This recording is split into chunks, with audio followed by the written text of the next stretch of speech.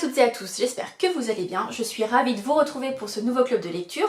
J'ai fait un petit break estival pour mes vacances, voilà, ça fait du bien aussi de profiter, de se poser et de lire un petit peu plus.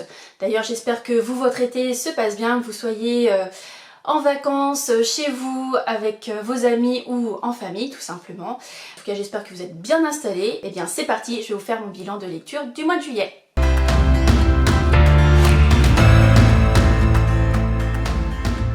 On va commencer tout d'abord par des polars nordiques et je viens de m'apercevoir que c'est que des tomes 2. Mais bon. Alors le premier c'est Les Roses de la Nuit d'Arnaldur Indridason, pardon, aux éditions Point. Toujours aux éditions Point, mais cette fois avec Ragnar Jonasson et Nat, où là on suit son personnage d'Aritor.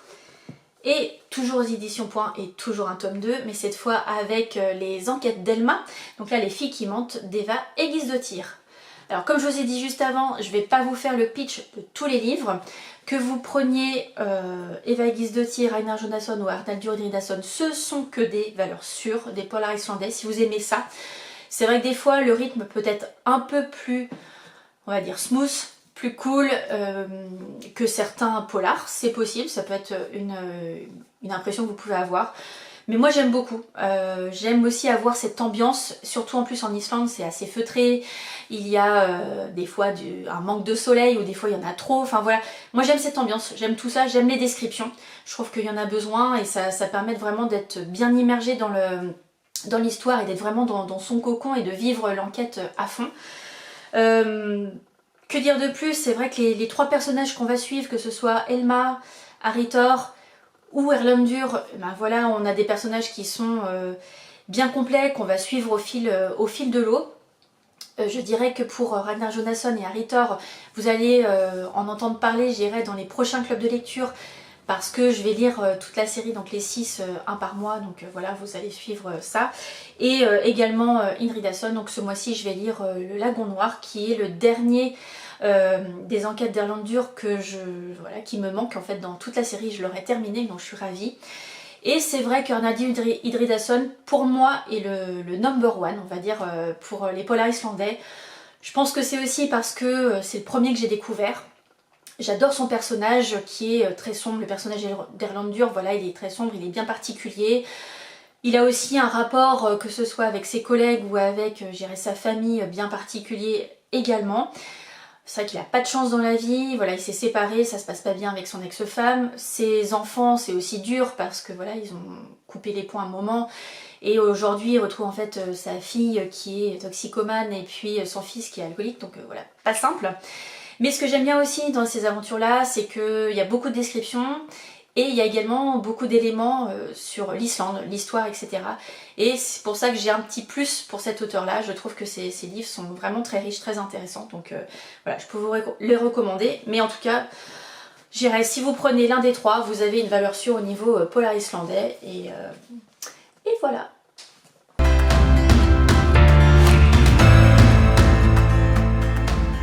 On va rester dans les polars, mais cette fois je vais vous parler d'un polar français, d'un auteur que j'ai découvert au Quai du Polar. C'est le premier donc que je lis de lui. Je lui avais demandé donc son pitch, etc.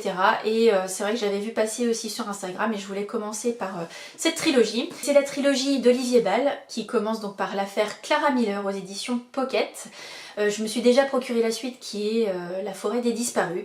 Donc ici moi ce que j'ai aimé c'est découvrir la plume forcément, découvrir son style, découvrir tous les personnages. Ce que j'ai aimé c'est aussi le rythme. Dans ce livre on va avoir un chapitre égale la vision d'un des personnages. On a aussi des flashbacks, des avancées, etc. dans le temps. Enfin voilà, moi j'ai beaucoup aimé. Et voilà, donc vous allez voir prochainement La Forêt des Disparus arriver. Alors peut-être pas tout de suite, mais tout bientôt. Et je voulais également vous parler, si on reste un petit peu dans le polar, mais cette fois un petit peu plus léger, avec un petit cozy mystery, parce que ça fait toujours du bien. J'ai lu donc le tome 2 des Thé meurtriers d'Oxford de H.Y. Hannah. Je ne vais pas vous en parler parce que je vous en ai déjà parlé dans le précédent club de lecture, je ne vais pas en dire plus. Mais voilà, sachez qu'au mois d'août, il va y avoir le tome 3, donc Flagrant délice, qui va arriver sur ma chaîne, donc je vous en dirai un peu plus dans les aventures de Gemma.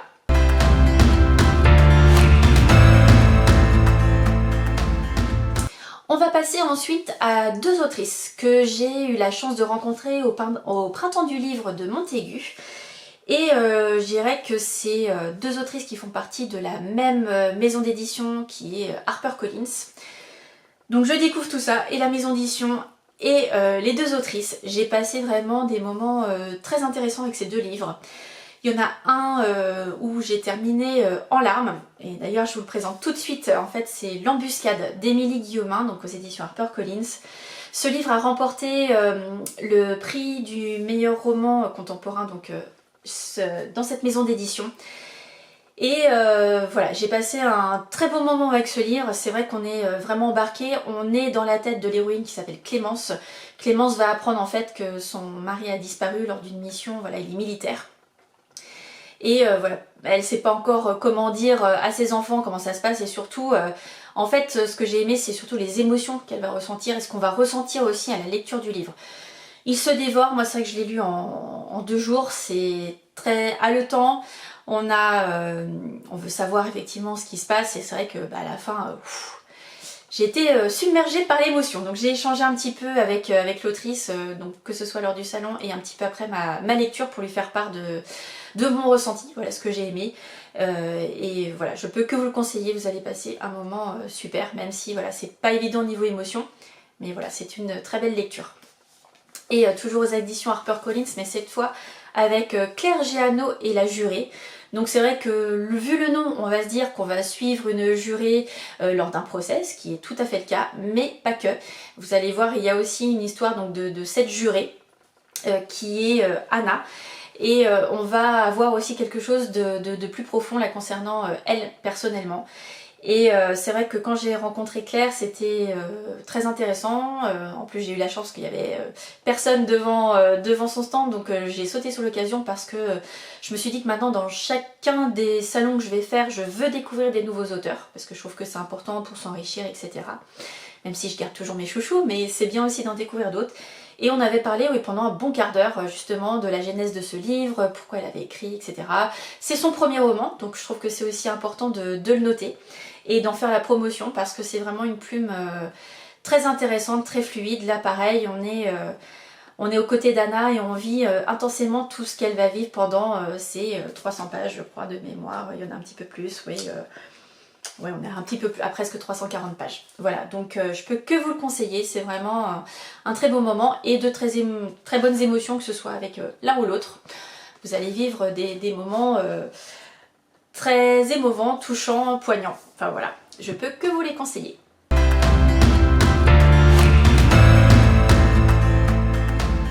Je vous parle ensuite de lecture un peu plus doudou. Et j'en ai déjà parlé parce que voilà, vous savez que je vais lire les 5 tomes, dont un par mois. Et là en l'occurrence j'en ai même lu 2 parce que j'étais un peu en retard. Donc avec Un printemps à la Villa Rose et La mélodie de l'été de Debbie Macomber aux éditions Charleston. Donc là c'est une saga de 5 tomes, et il me semble qu'elle en a écrit 2 autres après, mais je dirais qui se passe avant donc la saga de Sedarkov. Voilà, c'est un moment très sympathique. Donc on suit Jo-Marie qui a une maison d'hôte et qui forcément va rencontrer des gens qui viennent chez elle. Il y a toujours de jolis messages. Donc voilà, c'est léger, ça se lit vite, et voilà, c'est très agréable, surtout pour l'été. Ils sont pas très gros, donc parfait pour aller dans la valise. Toujours pour l'été, et là rien que je dirais le titre va vous parler. Donc c'est Un coup de soleil de Serena Giuliano aux éditions Robert Laffont. Moi, Serena Giuliano, c'est toujours, je dirais, une valeur sûre. C'est toujours un moment où je vais avoir des émotions, où je vais sourire, pleurer, être, je dirais, aux côtés des personnages, de vivre les émotions, etc. Là, c'est vrai que c'est un moment... Enfin voilà, on vit avec, comment elle s'appelle, avec Éléonore. Elle va nous raconter son histoire, ce qu'elle vit. Elle est femme de ménage, et donc elle va rencontrer forcément des personnes, même avec sa famille, ses amis. Voilà, moi Serena Giuliano, j'appelle ça une valeur sûre, parce que voilà, j'ai lu tous ses romans, donc c'est son 5e celui-ci, et on passe toujours de bons moments avec de beaux messages véhiculés. Et je vais continuer parce que je pense que avec cette autrice, je vais à peu près me répéter, mais c'est une autrice que j'affectionne particulièrement et que j'aime retrouver souvent dans les salons, et notamment Montaigu. Et c'est Clarissa Barr. Donc pareil, je vais vous redire la même chose. Donc cette fois-ci j'ai lu La plage de la mariée aux éditions Charleston.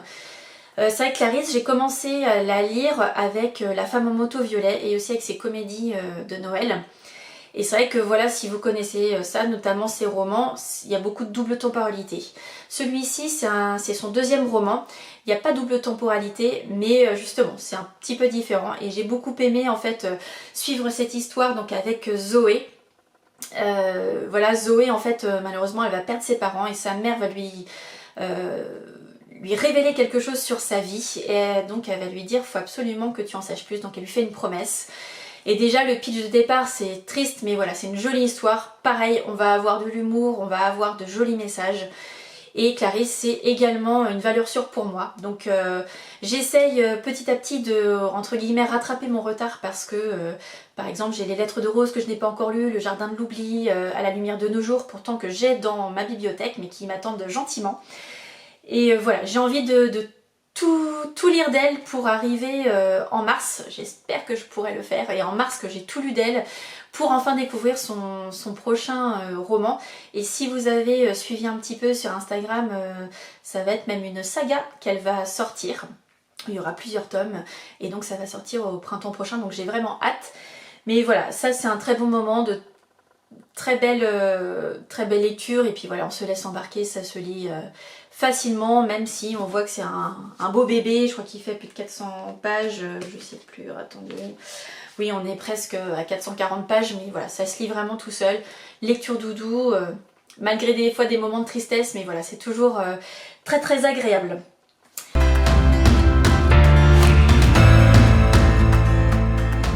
Avant de conclure ce carnet de lecture, je voulais vous faire part, parce que je vous l'ai promis et je tiens mes promesses, de faire vivre en fait l'aventure du prix du meilleur polar 2024 aux éditions Point.